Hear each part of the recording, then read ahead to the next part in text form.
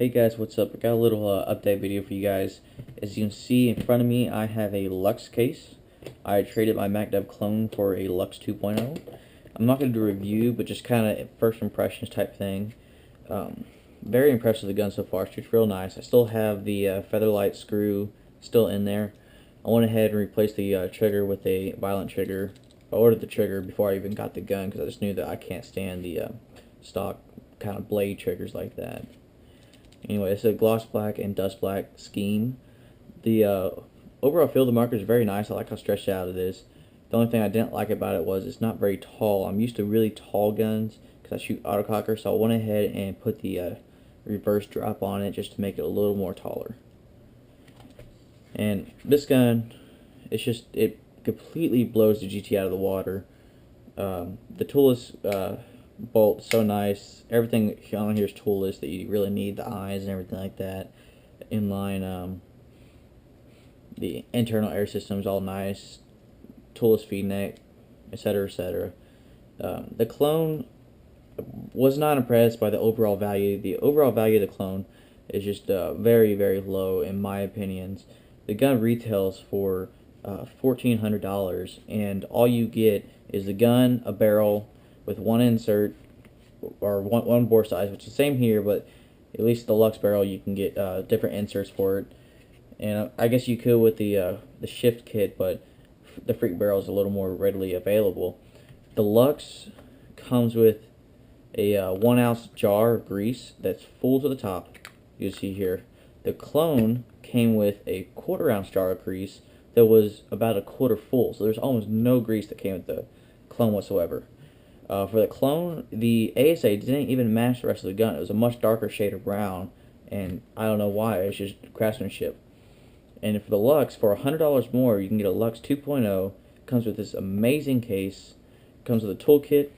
For the Clone GT, you only get one O-ring of every size in the gun. So even though there might be several O-rings that are the same size, you only get one of those to replace it. You don't even have a complete rebuild kit with the Clone GT. The Luxe comes with 2 batteries and a charger. You get the barrel kit. The clone has a barrel stock too. The trigger on the clone was kind of so-so. It has some side-to-side wobble. The stock trigger on the Luxe is very nice. I'm just not a fan of the blade style, so I went ahead and got this. But the stock trigger has no side-to-side play whatsoever due to the design of it. It has 2 screws to kind of pin it together in there, so there can't be any side-to-side play. It just can't happen. The finish on the Luxe is much, much better. I only got the dust finish on the Clone GT, but kind of up here on the front where the Clone's reg goes in, there's some milling marks that didn't line up with the reg, but on this side, it lined up perfectly. So it's just quality control on the Clone is not near as nice as the Luxe. I was not impressed with the Clone whatsoever. So that's one of the guns I got, Luxe 2.0. Alright, next new gun is the pneumatic assisted pump. You guys seen this shoot a little bit before. I just got it back from Enotech Metal Finishing out of California. This is kind of like the AKA Jurassic Goo style, acid wash. It's gloss black with yellow to green to blue fade. You see the same on the other side.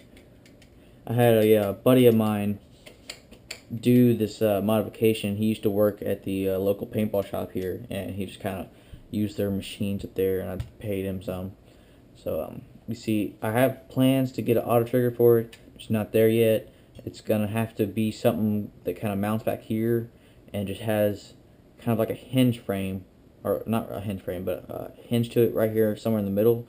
That way the alignment of the cam would still be right there, because I could use a normal auto trigger kit and everything, but then I have to drill the hole right here at the base of the ram into the ram shaft, which is not a good idea whatsoever. Anyway, it's the max assisted pump. I use a Palmer's ram, a standard old WGP 3-way that's got the inserts in it, the one that you can take out, just because it needed to be a little longer, or else this pump throw would be all off. And I just have a tickler LPR on there now. These are nice little LPRs, but got AKA Sidewinder reg.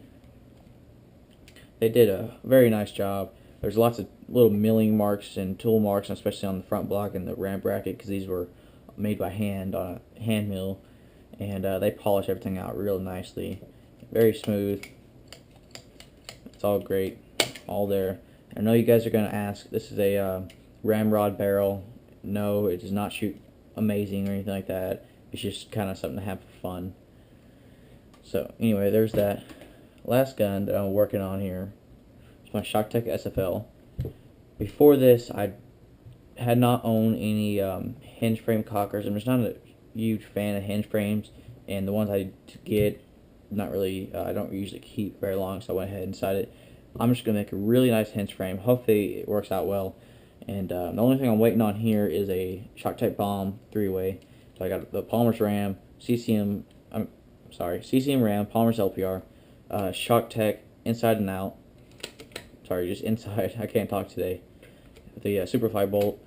A member on Custom Cockers is making these pull pins. I don't know if you can see that or not. They're Delrin pull pins that are just like the AKA pull pins. Pretty nice little things. And got a Dye Hyper 3 reg on there. I wanted a AKA 2-liter reg, but they didn't have any in stock, and I decided, well, you know, this is probably going to be a shooter for mine. I'm not going to do any crazy anodizing in this. I want it straight gloss black because I wanted the lines to show up real nicely in the sun, and all these nice hard lines are going to show up great with gloss black. So it's not going to be amazing anodizing or anything like that. It's not going to be a wall hanger. It's definitely going to be a shooter. So I went ahead and got the Hyper 3 reg because it feels nice, and it's a quite nice reg.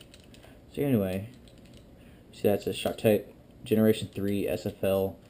All SFLs are mini. I would kind of wish it was not a mini cocker, but it is. So that's it. So you can expect some shooting videos from the SFL, the Mags at the Pump, and the Luxe 2.0. Thanks.